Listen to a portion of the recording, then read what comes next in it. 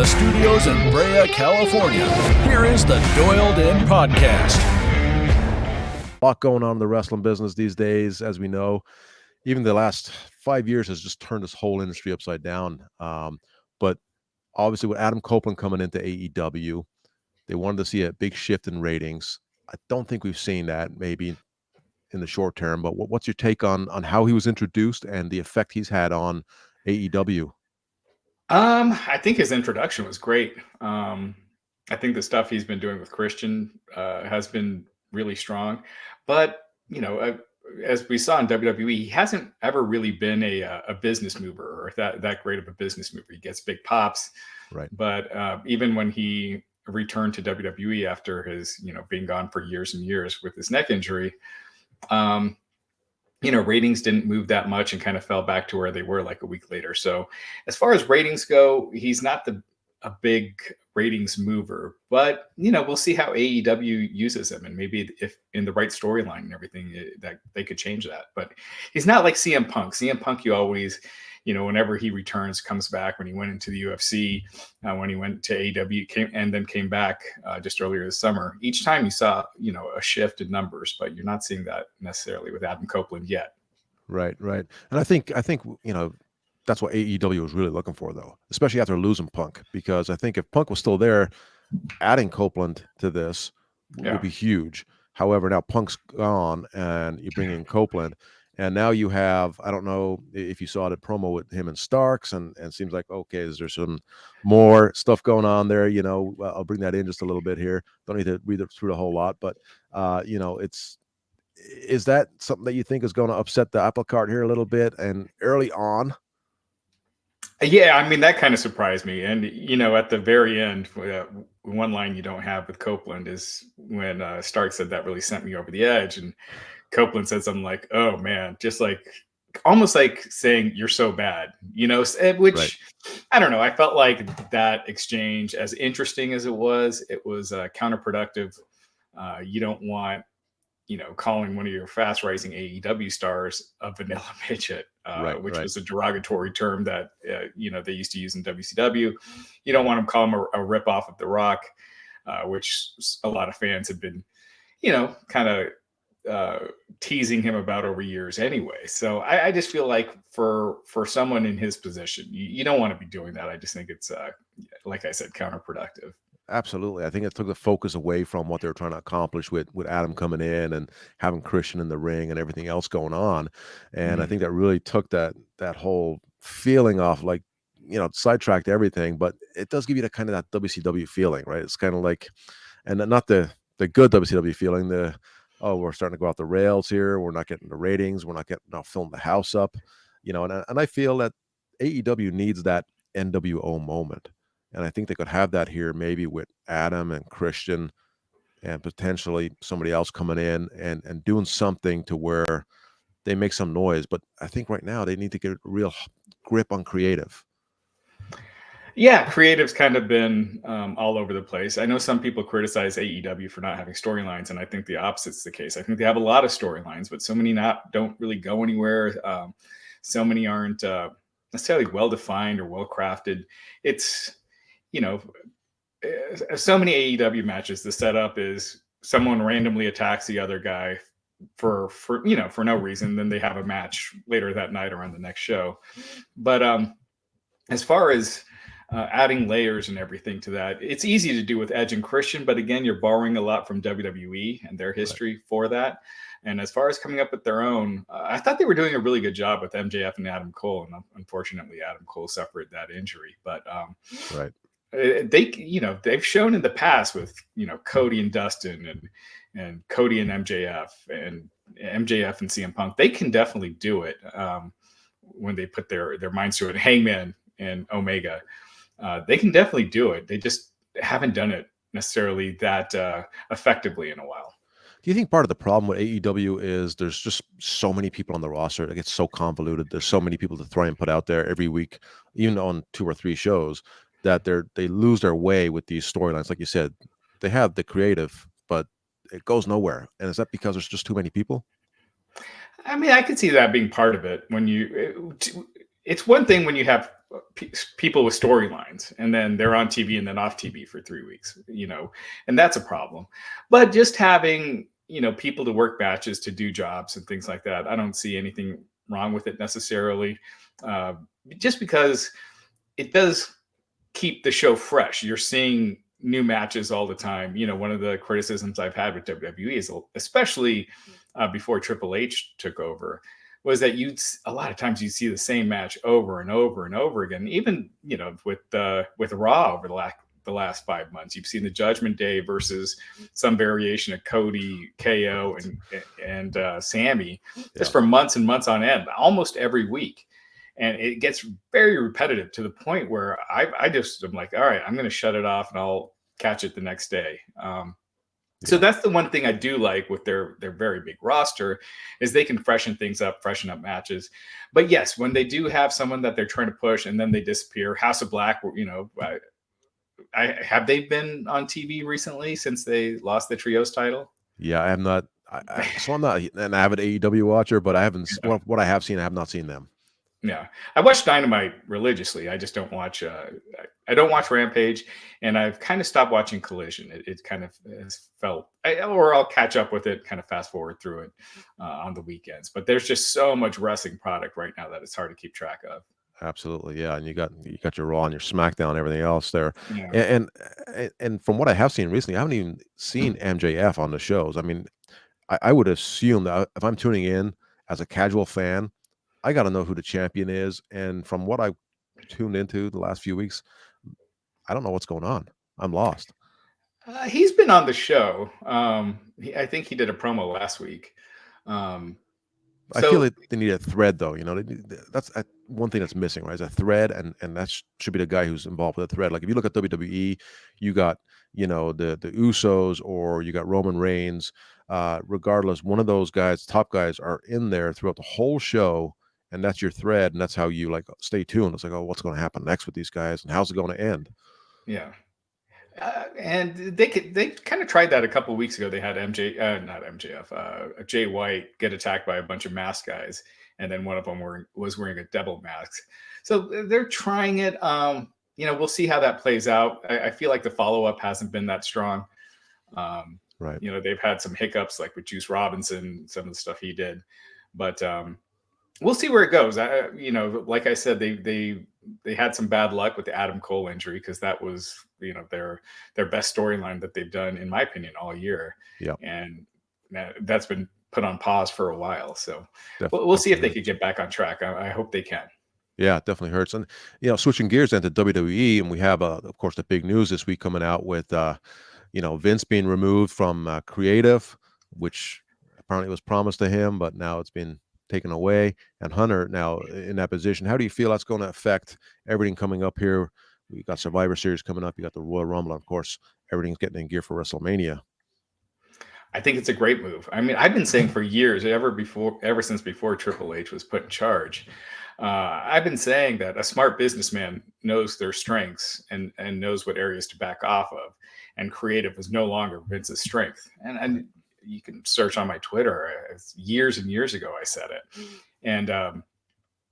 and yeah, just Vince was losing touch with creative, and like I said, just doing the same match over and over again, and not really. Anytime a star seemed to get hot, they would get dumped with ice water and kind of pushed back down the card.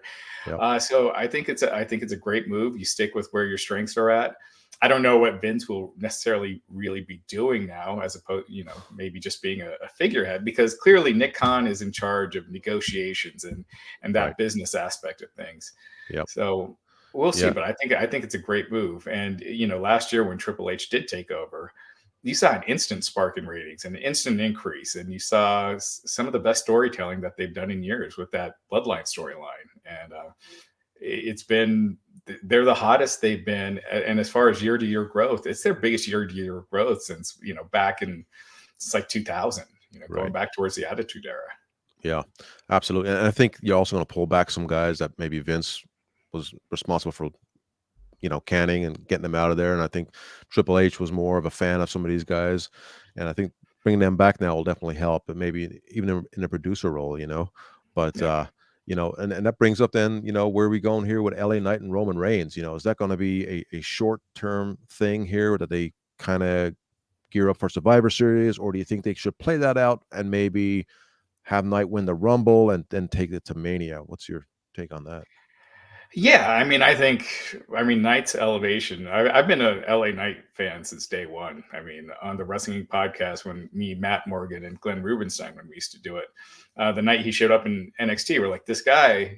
We weren't big fans of the name at first, but we were saying this guy, he shouldn't be in NXT long. You give him the right push, he's going to be a top star. And it took a while, but a year ago, or just a little over a year ago, he was Max Dupree. So for him to go from that, being given that creative, and to be where he is now is just outstanding. A loss to Roman isn't going to hurt him. If anything, it kind of raises his profile and his stock to be on that level. And so I think, we'll see how it goes. We'll see how the match with Roman goes, but clearly Roman's going to win. Right. But I think if LA Knight has a good showing, if you have Logan Paul win the US title, you could have LA Knight versus Logan Paul at Mania. Or, if LA Knight keeps getting hotter and hotter, you could have him challenging for, Seth's belt.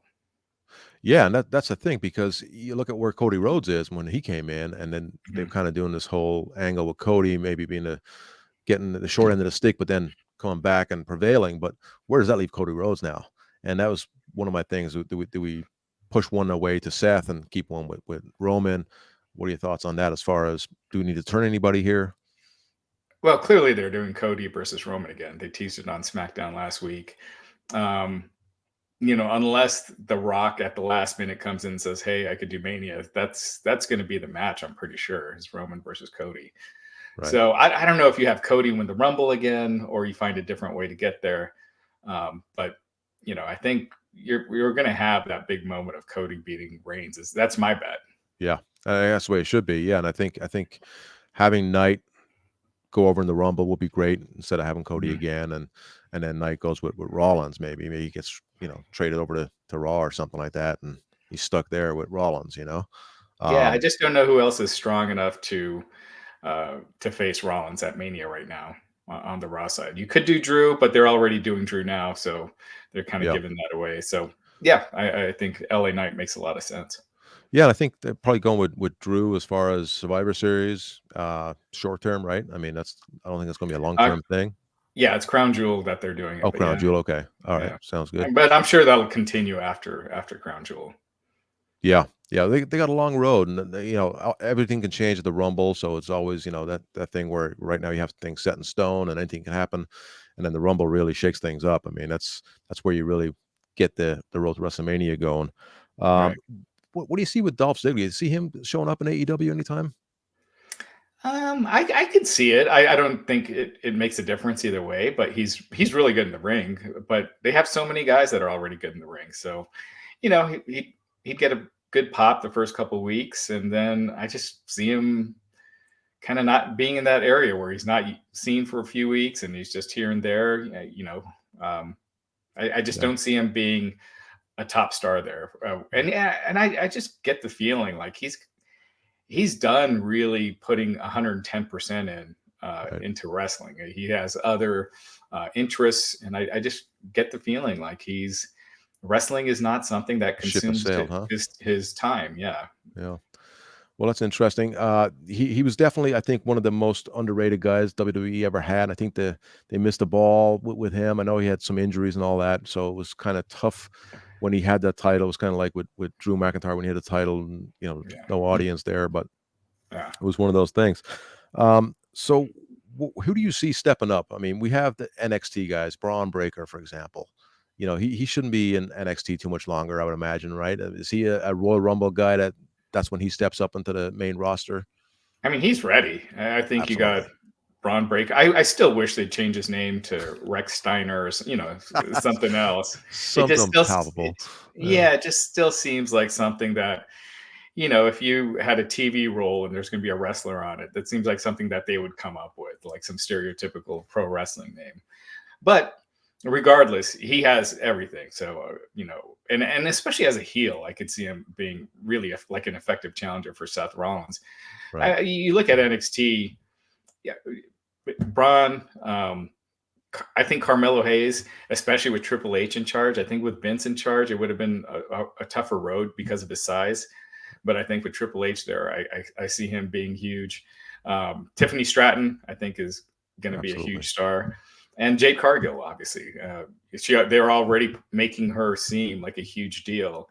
And she has just looked impressive as hell just standing there. And just by standing with the other talent and those short vignettes, I mean, those short segments, they've already done so much to make her seem like a larger than life star. Absolutely, and I think that's really stacking up that main roster now. I think Yeah. that NXT has produced so many good talents that Mhm. now this new wave coming up into the main roster is going to just have this, feeling of what you had in the late 90s where everybody was a star. Everybody in the roster was a star. Everybody that was on Mhm. the show was a star, and they had something. They had a storyline. And I think that's where we're heading right now because all these names that are coming in. And when you have like Endeavor now in charge of things and, making sure that the focus is heavy on, everybody being over, Mhm. I think we're going to see more of that. And I think Hunter gets that more so than Vince. Yeah. Yeah, for sure. I think Hunter really wants to elevate talent and push talent and make new stars. Whereas Vince, if he didn't see you as a top star right away, he forgets about you and you kind of toss to the side. Yeah. At least that's how it's been for a while. Absolutely. Yeah, no doubt.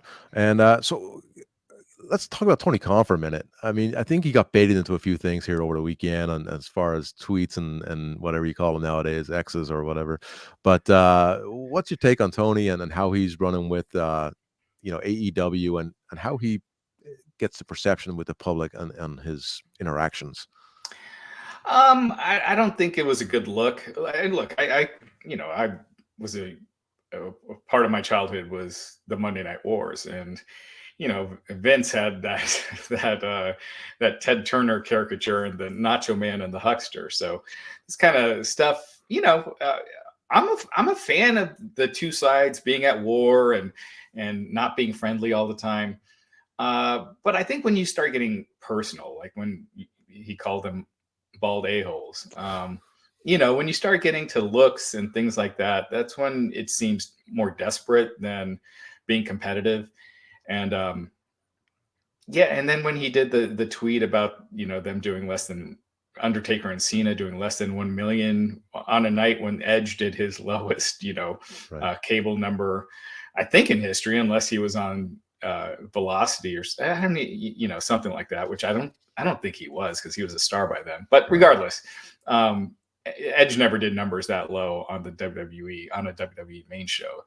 So it just kind of came across as like it's that loss was consuming him. And then the next day, he sent out that the first sentence of that tweet was very nice about the Mayo Clinic and his mother, and I genuinely hope she's doing a lot better. But and then to follow that up with WWE again, it just felt like like they were in his head, like Right. that loss. And hopefully he moves on. If you want to take pot shots at the competition for different things, him taking a shot at them for releasing a ton of talent, yeah, I think that's great. But when you're doing it days later after a loss, it just comes across as you're, like they really got to you. Right. Yeah, I think AEW, they spend way too much time focusing on WWE instead of, we're our own product and treating yourself like you're a big dog in this fight. That not that there's even a fight, just that Yeah. we're our own company. Like even that promo with Starks and Copeland, Yeah. everything was centered around anything that happened in WWE. And I Yeah. think that's a major part of the problem is that when you keep talking about the competition and people will see you as a inferior product, right? Yeah. Yeah, I mean, part of being number one is not to mention number two, and that's Right. why WWE never mentions AEW. I think Sami Zayn mentioned it once on the electric chair. They had that segment for 1 week, and it was Right. dropped, and I don't think you've ever heard it on WWE TV again. Yeah. And with AEW, you constantly hear them talking about WWE, mentioning it in promos or making references to it, and which is fine, but it does make them look like a distant number two. Absolutely, absolutely. And then talking back then with some of their talent and creative, Wardlow. I haven't seen him on TV. Every time I've checked in, I don't know what's going on. Do you know what's going on with him? Is he still part of the mix there? Yeah, he came back. He's been on the last few weeks just doing squashes. Oh, I okay. think they're trying to get him back to where he was, a year and Right. a half ago. And that's, how far removed I am from AEW right now is because when I last watched, he was like in prime position and I tapered off and I don't know if he got hurt or what happened creatively, but it seems like they kind of dropped the ball on that. And is that something that you think that will hurt them in the long run to where he may say, you know what, it's time to move on? Well, a lot of times, sometimes you just don't know. Like a lot of times, there might be a reason why, um, because he had been off TV for a while, so maybe there was a reason why. Maybe he needed some personal time off, or there was something else, or there was some nagging injury he needed to get healed up. So there are times when you're like, why is this wrestler off of TV? And then later you find out, and you're like, oh, okay, Yeah. But that makes I know he tweeted out 4 months sitting home frustrated, so I don't think he was yeah. hurt. So I think it was more of a, hey, they got nothing for me, kind of thing. Yeah, so if that's all it was, if it really was just creative and nothing else, then they really dropped the ball on him because he was the hottest star that they had, over a year ago, Yeah. and the hottest outside of CM Punk. But even going back to not this last summer, but the summer before, CM Punk was injured and Wardlow was the one that was really on fire, and they just threw water on that. Right, right. So if you're looking at the landscape right now, somebody Mhm. who's not holding a title in WWE, who do you think is ready for that next step up to be on a championship storyline? Well, obviously you got LA Knight, even though I mean, I Sure. guess he is in a championship storyline. Damian Priest, Absolutely. but they're clearly heading there. Yep. Um, and so those two immediately come to mind. Montez Ford, I think, is an obvious one at some point. I feel like this heel turn hasn't really been working out the way I'd hoped. I think they still need to maintain their swagger, even though if they're not doing babyface swagger, do heel swagger, but Right. just being standing there in suits, I don't think is enough. They need to do more and keep showing that they have tons of charisma while being heels. But I think Montez is a no brainer. Um, and Kairi Sane's supposed to be coming back. Um, so yeah, so those right off the top of my head. Very good. And then Gunther's already there, but I could see him at the top level, going for the world title sooner than Yeah. later. Who do you see taking that Intercontinental title off him? Because he's had it for so long now that, to take it off him, you can't just let him go to the wayside. He's got to have the next step to go to. But there's so much going on around the world titles and Universal title right now. It's hard to put him in there. So I could almost see them doing Chad Gable, uh, even interesting. though to me, I'd rather have someone someone who hasn't lost much, if at all, come in to beat Gunther. I always feel like I always hated when someone's on a losing streak and then they win the title because that Right. title is supposed to mean you're the best or second best, Yeah. and when you're Shows just anybody could win it. right, yeah, exactly. So and they just had Gable just get squashed by Bronson Reed, a couple weeks ago. So, but I could see in storyline him being a someone good to take it, and then you move Gunther up. Right. Yeah. It's going to be interesting because, and maybe that's where Braun Breaker comes in. Maybe that's, although he'd have to be a face, but Right. it's a way to get him on the show. And I think it's a way to move that title. And then you could have a whole program based around the two of them where Gunther still doesn't have to move up just yet, but maybe he focuses on that to try and regain it. But Raj, thank you so much, man. It's great talking to you. I love your insight. I really do. Follow Raj at the Raj Giri on X. Anything else you want to plug there? I know you guys have a great podcast. It's funny and you guys talk about a lot of different topics. Right. Yeah. Me, Matt Morgan, Glenn Rubenstein. We used to do the Wrestling Inc. podcast, and we had a really good following there. Matt had to leave the podcast for a while. He was got really busy. And so we've reunited for this podcast. We're only 7 weeks in. Gigantic Pop. It's at Gigantic Pop on YouTube. Check it out. We talk a little wrestling, but mostly, 80s pop culture movies. This last week, we were looking at the best horror movies of all time. Movies, yeah. And, Freddy versus Jason and we just kind of, and also discussing, what's going on in the world today in pop culture. So definitely check it out. We try to have a lot of fun on that. Freddy versus Jason, Hell in a Cell match. Who's going over? Well, I think you got to go Freddy. Oh, is that right? Yeah. Knocks him out, gets in his dreams, and finishes it off. That's awesome. All right, Raj. Hey, thanks so much, man. I really appreciate your time. Thank you. And I'll hopefully talk to you soon. All right. Thanks for having me, Pete.